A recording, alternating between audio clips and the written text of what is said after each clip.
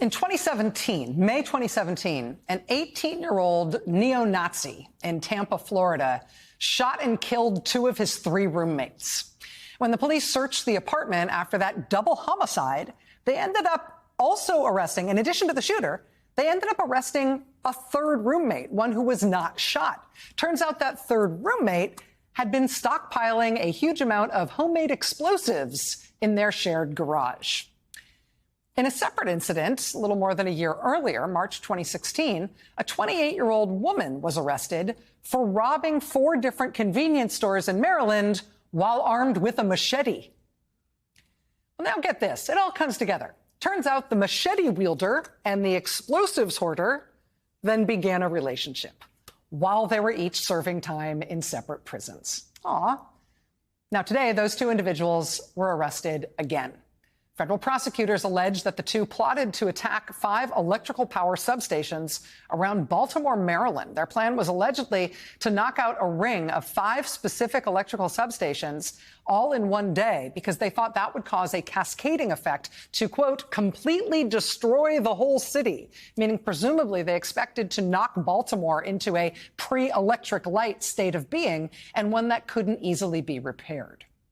Now, if that whole idea to shoot up electrical substations to knock out the power semi-permanently and cause major chaos, if that plan is giving you deja vu, you are not mistaken. There have been at least 9 attacks on electric power substations, at least 9 attacks across 3 different states just in the past 3 months. Early last year, Homeland Security issued a bulletin warning that domestic violent extremists have, quote, developed credible specific plans to attack electricity infrastructure since at least 2020. Now, in most of these attacks, suspects haven't been identified, and that means motives can't be identified either. But last month, NPR affiliates in Oregon and Washington obtained an FBI memo showing that neo-Nazi groups were calling for attacks just like this. The neo-Nazis that the FBI was tracking, quote, believe that an attack on electrical infrastructure will contribute to their ideological goal of causing societal collapse and a subsequent race war in the United States. And that's part of what makes these arrests about this planned Baltimore attack today significant. Because the former explosives hoarder arrested today, he's the founder of a neo-Nazi group called the Atomwaffen. And the former machete-wielding robber, who was also arrested today, she wrote what the FBI believed to be an ideological manifesto of sorts, which both references hitting electrical substations to knock out power, and also her admiration for the Unabomber and for Hitler. Joining us now is Kathleen Belew. She teaches history at Northwestern University. She's the author of Bring the War Home, The White Power Movement and Paramilitary America, which is really the seminal text in this field. Professor Belew, I really appreciate you being here. Thanks for being here. Thanks for having me. So I said at the top of the show tonight that this appears to be emerging as a favored tactic of the white power movement and the sort of neo-Nazi affiliated white supremacist movement in the United States. Is that a fair generalization? Yes, although the electrical part may be new, but infrastructure attacks by this movement are not new. This is a strategy that was pioneered by a group called The Order in 1983, moving forward. And that group is sort of the base of the tactical base for Atomwaffen Division, which translates to the base. So infrastructure attacks are one kind of violence among several others that are all laid out in a strategy in common in order to bring about what the movement seeks, which is the overthrow of the United States, the creation of a white ethno-state, mass violence against communities of color, and even genocide against non-white peoples. So infrastructure attacks sit next to show of force violence like the January 6th attack on the Capitol and mass casualty violence like the Oklahoma City bombing. All of these exist together within one broad ideology in the white power movement.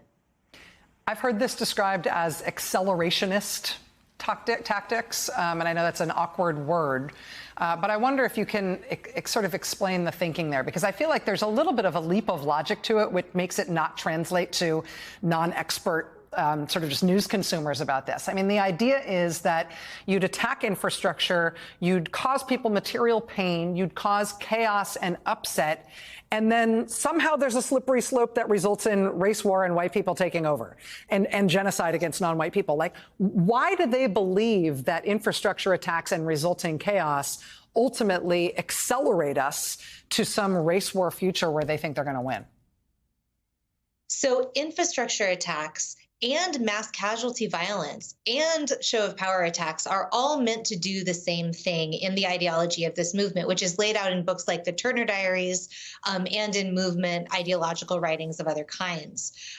They are all supposed to awaken other people to what these activists see as the staggering state of emergency problems that face white people. The woman arrested today in that piece of writing apparently said to an informant that she would do anything for my people. This is the idea of white people as her race and as her nation. It reflects a sense that white people are being extinguished and will be apocalyptically vanished if action is not taken. So infrastructure attacks like taking out the power supply in Baltimore, taking out heat, taking out the ability of hospitals to perform their operations, right? If you don't have hospital electricity, you can't run the basics of any of our systems.